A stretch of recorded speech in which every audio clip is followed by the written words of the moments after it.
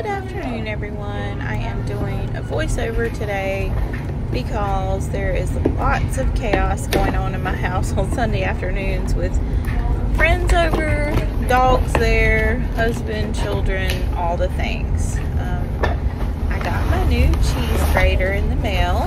I'm not sure if I mentioned it on here before, but I do grate my own cheese. I know I said that, but my last cheese grater was wonderful, but it had been dropped a couple of times by myself and my children, and had a couple of places where the plastic had broken and the suction wasn't working as great as it used to. And I saw this one on sale on Amazon, so I grabbed it. 20 bucks, actually a little under 20 bucks.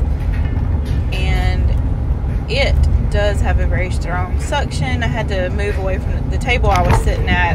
Has ridges, lines on the table, and it couldn't suction on that. It has to be a flat surface. And if you see, it is a very tight suction to my countertop.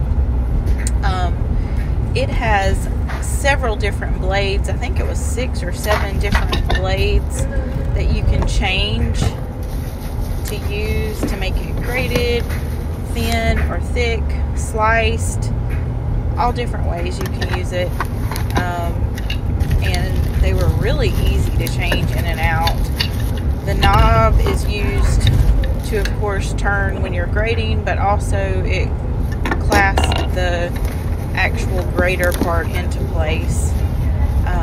So you'll see me pulling out all the pieces here, and I was trying to figure out how to use it, but there was some arrows on the top of this white plastic piece, and you just pull the piece out and it really pops out easily. I know it looks like I was struggling here at the beginning, but that's because I did not know what to do. But it popped right out on both sides. It was easier to pop out when it was sitting on the counter than it was holding. And you got to be careful also not to cut yourself. That's what I was explaining to my daughter, who likes to help me grate the cheese. And then you just pop the new one in. You will see also I look like I'm struggling with this part, but that's because I had to figure out how to do it the first time. But you pop the bottom part in first, and then the top part just slides in where the arrow was that indicated how to remove it. All of these different slides for the grates have a little compartment to hold them, so it was good for storage. Whenever I store mine, I just store it all in this little container in the bottom of one of my cabinets, and I'll have to show you where I store that sometimes. But if you see here, you put the grater in place, and then the handle just screws right in to hold that grater there, and then it just spins and would grate once you have it locked into place. So I was really excited about this. I loved the color. This is some of my Sunday afternoon reset that I do. My kitchen is very small. It's not a large kitchen, so there's always stuff on my counters. I can't have a completely clean countertop. I've emptied the dishwasher, and now I'm going to go through and wash up all of these dishes. I'm going to load the dishwasher first and then wash what I have left. During the week, my girls help me a lot with the dishes, but on the weekends I usually do most of the dishes to kind of give them a break. They do help some on the weekend, but I do most of the dishes during the weekend. I don't mind loading the dishes. I really don't mind washing dishes if I have some good Christian music or sometimes 90s music to listen to. And I have a window right in front of my sink, so I've got a good view looking out. Sometimes we see deer out there or rabbits. It's a pretty backdrop.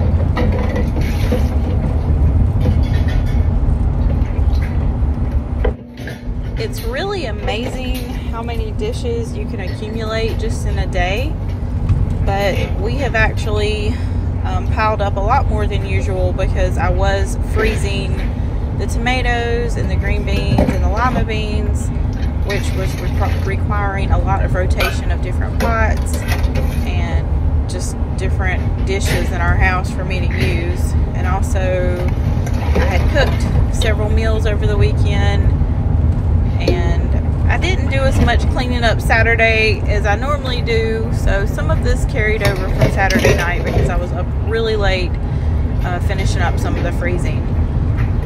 I don't usually like to let dishes pile up and stay on my stove or in the sink overnight, but every once in a while, if I have a busy day like I did Saturday, then it's just impossible to get it all accomplished.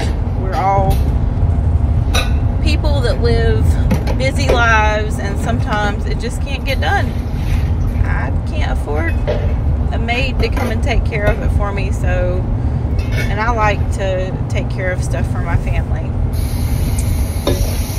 So it took me a little bit to get these dishes done, but if you think about it as a reset to get things done for your house, I think I timed myself and it took like 10 minutes. So it wasn't too long compared to the other things I did during my day.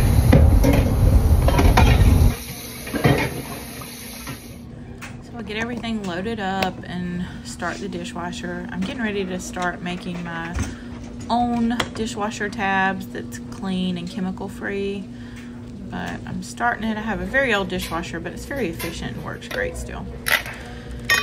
Then I decided to go ahead and make some ranch, some homemade ranch. I was looking to make sure the date was okay. You never know. I only had a small container. Sometimes I just use the seasoning packs of ranch, but I've tried to start messing around and making my own. So we're gonna use some onion powder to your liking, some garlic powder, and an afterthought, I think I should have used real fresh garlic. I would have liked that better, or like some minced garlic.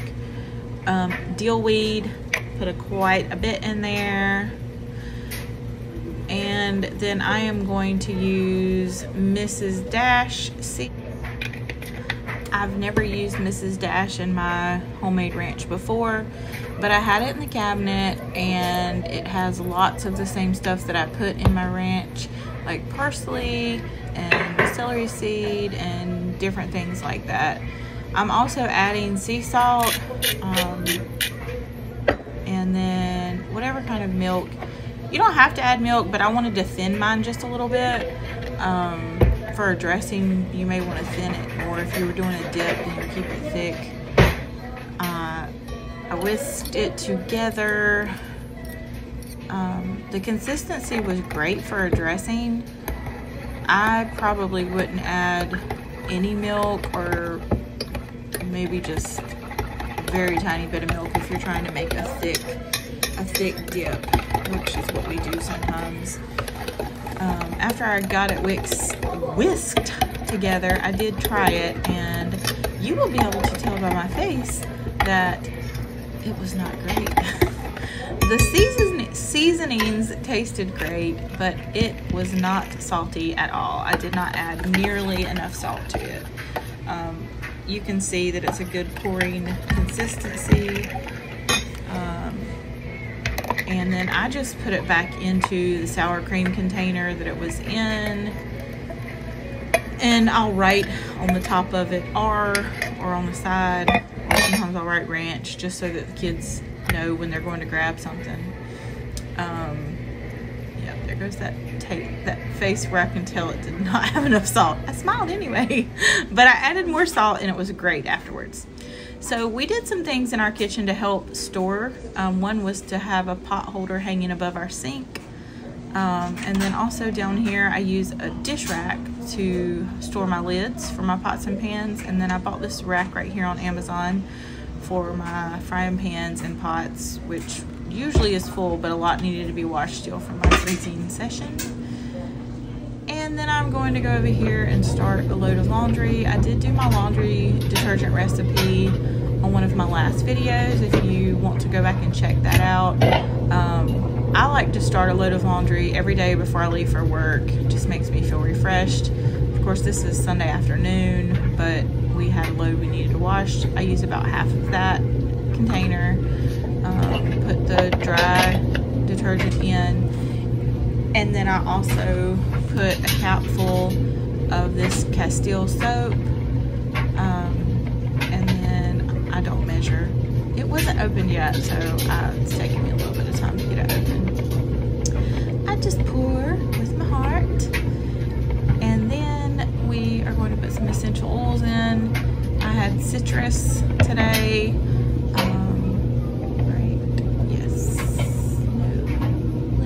Sorry, I thought I had citrus.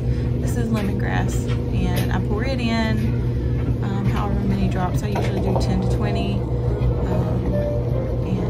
I'm going to show you what that looks like in there, if I can get my phone over there. And I'm going to start it. We also hung one of these shoe rack hangers on the back of the door in our pantry to hang up water bottles, because we had so many. We have 5 people in our house and we all like different ones. Here's my lunch that I packed for work the next day with my homemade pickles, garden tomatoes, some ham, and Colby Jack cheese.